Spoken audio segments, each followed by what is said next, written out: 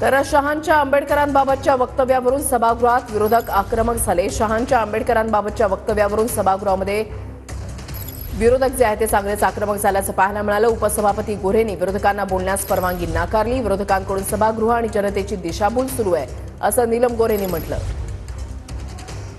सभापती महोदय, नियमाने सांगा। सभापती महोदय, एका सभागृहातून दुसऱ्या सभागृहात घेतात संसदेमध्ये मी देणार नाही परवानगी। परवानगी नाकारते तुम्हाला। डॉक्टर बाबासाहेबांबद्दल आम्हाला अतिशय आदर आहे, परंतु एका सभागृहाचा उल्लेख दुसऱ्या सभागृहात करता येत नाही हा नियम आहे आणि त्या नियमानुसार मी तुम्हाला परवानगी नाकारत आहे।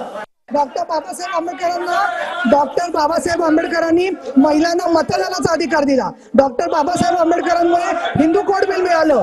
त्याचप्रमाणे ते हिंदू कोड प्रमाणे समान नागरी कायद्याचा उल्लेख सातत्याने मोदी साहेब आणि अमित शहा करतायत। डॉक्टर बाबासाहेब आंबेडकरांमुळे अनेक कुप्रथा केल्या, याच्यामुळे त्यांच्यामुळे आम्ही इथे सभागृहात आहोत। आमचं सुद्धा आयुष्य आम्ही बाबासाहेब आणि महात्मा फुले यांच्यासाठी समर्पित केलेलं आहे। अशा वेळेला तुम्ही चुकीच्या नियमानुसार सभागृहाची आणि जनतेची दिशाभूल करताय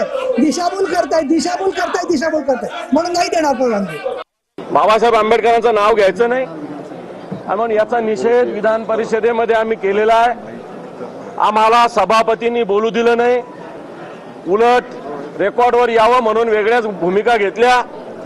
खऱ्या अर्थानं ज्या डॉक्टर बाबासाहेब आंबेडकरांनी संविधान बनवलं त्यांचा जर देशाचे गृहमंत्री अशा पद्धतीने अवमान करणार असेल आणि त्याच्यावर जर सभागृहात बोलणं होऊ देत नसेल तर मला वाटतं हा संविधानाचा अपमान आहे, बाबासाहेब आंबेडकरांच्या विचाराचा अपमान आहे।